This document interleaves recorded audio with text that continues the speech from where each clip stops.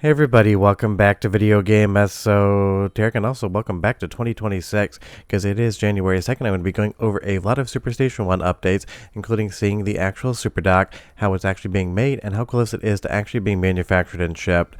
Because honestly, SuperStation One was a big part of 2025, and a few units have arrived into buyers' hands right before the cutoff into the new year. And it's one of those things I will be reviewing this as soon as Taki Udon has all the hardware ready. Definitely something I am looking forward to doing. But honestly, I've been getting a lot of questions about this over the holiday, and I did take a few days off of making videos, so I pushed this one to January 2nd. Before I get too far involved though, do me a huge favor, go down below, hit like and subscribe, and ring that notification bell. Definitely helps us out. And if you feel so inclined and want to support the channel, we got a Patreon link down below as well. But all through 2025, I said I really appreciated Retro Remake's ability to bring everyone along for the ride when it came to actually the development of this thing. And you'll see here on this actual video, published to Taki Udon's Twitter, and I will leave a link in the description below, right after he goes over his Switch HDMI replacement screens, which is a fun project but not something that I generally cover. We're going to see what could be the final version of the dock. Now, if you're not aware how electronics are manufactured, they go through revisions, and basically you have to test them and make sure everything's 100% good to go before you actually order the initial batch in the manufacturing facility. So that's kind of where this is at this point in time. You will see the SuperStation One does exist. It has gone out, like I said, to a few people, but honestly getting a look at the dock is going to be the most important thing here. But again, if you were interested in ordering a SuperStation One, you already did, and you didn't actually want the dock to go along with it, you don't have to wait for anything.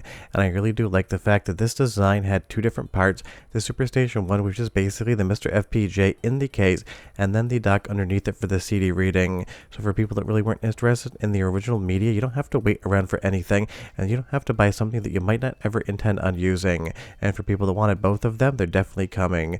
And like I said, I appreciate that Retro Remake shows all of the engineering samples and the entire process behind how these things are made, because honestly for me, that is where a lot of the fun in these projects lie. And sure, it's always great to be able to open them up, put them on camera, and go over the entire review process, just seeing how things get made. The electrical engineering behind it and the entire manufacturing process is something that I always gravitate towards. That is probably because in a past life, obviously in this one, just the way I'm phrasing it, I dealt in manufacturing electronics as well as hard goods. So it's one of those things, I've always been interested in this stuff, and even though in my current career I don't really manufacture anything whatsoever, it is always something that I actually love seeing, and I think a lot of you have enjoyed actually getting a peek behind what's going on. But this is the current sample of the Super Dock, and if this one gets approved, that is the one that would go into manufacturing, so hopefully there's no issues there. But again, I wouldn't be surprised if there is one, because that is how these things work. It is an iterative development process, and then from there, you basically approve it for manufacturing.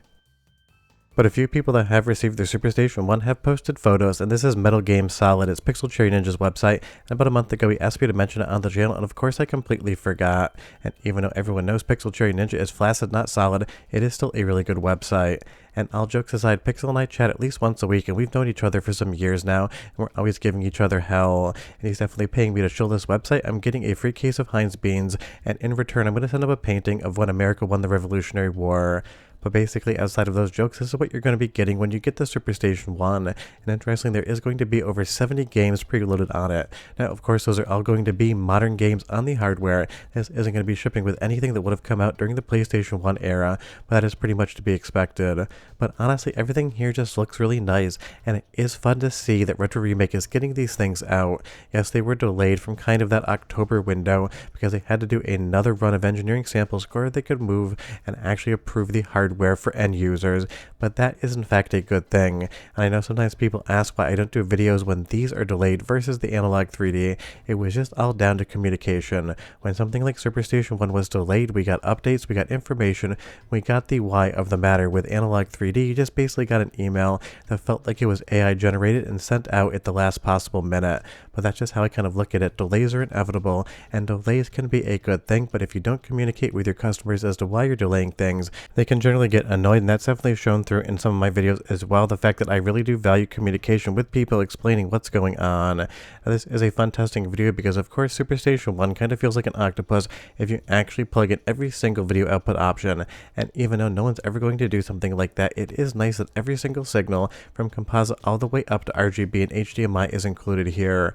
For someone like me, that's actually going to be a very big bonus in my workflow as far as capturing is concerned, because generally with my Mr. FPJ, I have it set up with dual output. I'll have the HDMI going into a capture card for my PC, and I'll have RGB out going into my PVM next to me so I can play on the actual PVM and then capture the signal, so I have basically the best of both worlds. And even though nobody is going to plug in this many inputs at once, this is just for testing.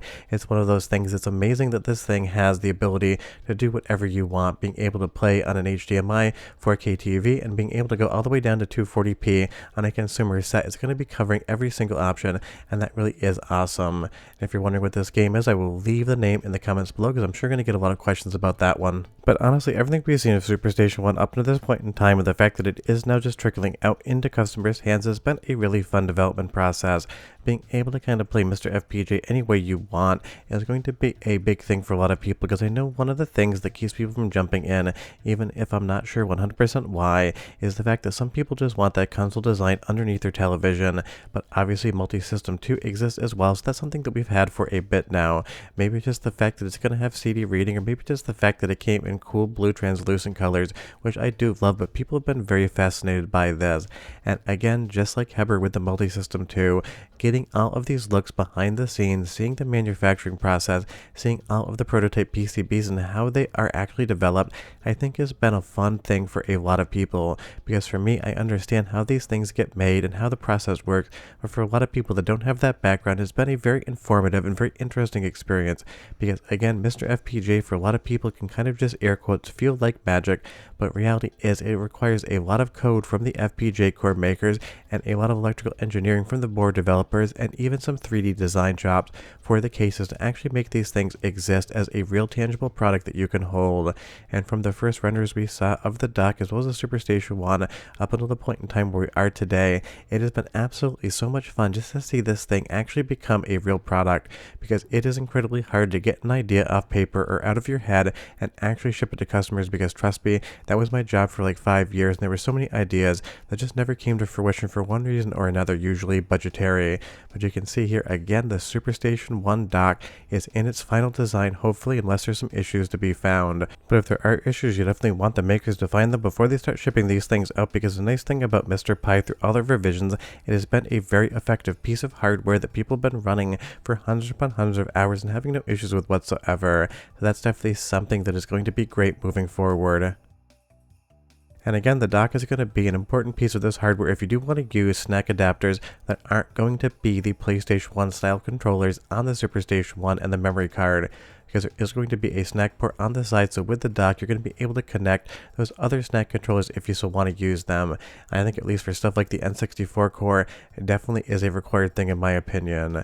Now just be aware, and Taki Udon mentioned this on Twitter, the actual UI is still under development, so right now if you are receiving a SuperStation 1 or getting one shortly, you will be just using the standard Mr. UI menu. And even though it would have been great to actually see this UI ship with the SuperStation 1 day one, I appreciate that they got the hardware out into buyers' hands, and then they will be upgrading the software.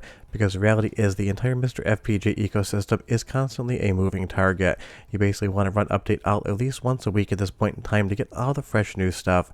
So hopefully by the time there is a review unit in front of my camera, we have that UI as well, and if not, I will definitely make a follow-up video with your guys' questions answered. And as far as all the other stuff that's been previewed, stuff like N64 cart loading even slowly, no real word on that. The only reason I'm mentioning it is I know people are going to ask in the comments below exactly what's going on, and we don't really have any info. But this is definitely going to be a fun thing to review when it comes in, because I will say everything so far that I've used on my Mr. Pi has been great, and I've had absolutely no issues with it whatsoever, and that's what I expected of SuperStation 1. But like everything else I feature on the channel, I will take it apart, I'll show you the hardware, I'll put it through a series of tests and basically figure out everything it does and tell you guys about it. So even though I don't have a review unit yet, leave me a comment down below and tell me what you'd want to see tested when it does come in. I like to curate a list of things that people want to know about, that way I can answer them in the initial video, because sometimes the thing I focus on might not be the thing that you want to see, so definitely leave me that comment down below.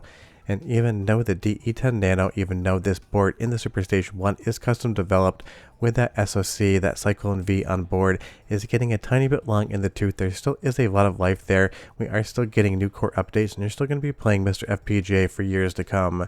Because at this point in time, there's absolutely no Mr. 2 in development that anyone is aware of, so it's definitely going to be something that you're going to be using for years. I absolutely love they went with that PlayStation 1 design as well, so hopefully in 2026, we hear a couple updates on the overall Mr. FPGA handheld, because that really is my dream product. But honestly, SuperStation 1 is getting out into the wild right now. Some people already received them, some people have shipping notifications and tracking, and when I have a review unit, I will take the thing apart and do everything I possibly can with it.